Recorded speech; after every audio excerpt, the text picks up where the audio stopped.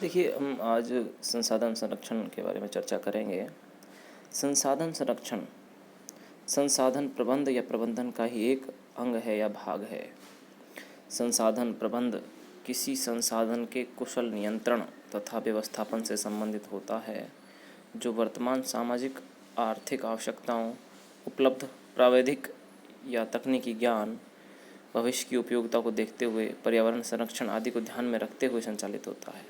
संसाधन संरक्षण का सिद्धांत किसी देश काल में विद्यमान प्राकृतिक संसाधन, आधार और जनसंख्या के मध्य संतुलन का प्रतिपादन करता है, जिससे वर्तमान सामाजिक आर्थिक प्रगति के लिए विद्यमान संसाधनों के उचित तथा सर्वोच्च उपयोग के साथ ही उन संसाधनों की सतत आपूर्ति भविष्य में बनाए रखने की दृष्टि से इस बात पर ध्यान दिया जाता है कि वर्तमान उपयोग में उनका दुरुपयोग, अपशिष्टीकरण तथा अनावश्यक शोषण न के बराबर हो या नहीं हो।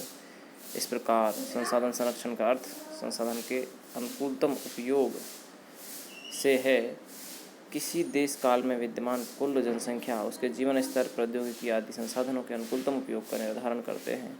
अनुकूलतम स्थिति को बनाए रखने के लिए आवश्यक है कि भविष्य में भी संसाधन का उपयोग सातत्य या सततता सुनिश्चित हो।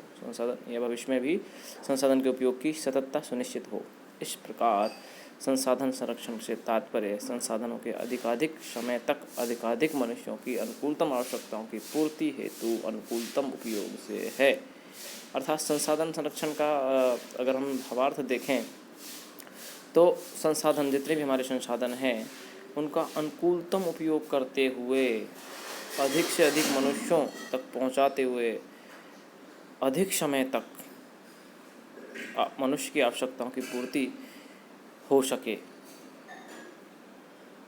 इस प्रकार से संसाधनों का हमें उपयोग करना चाहिए। यही संसाधन संरक्षण कहलाता है।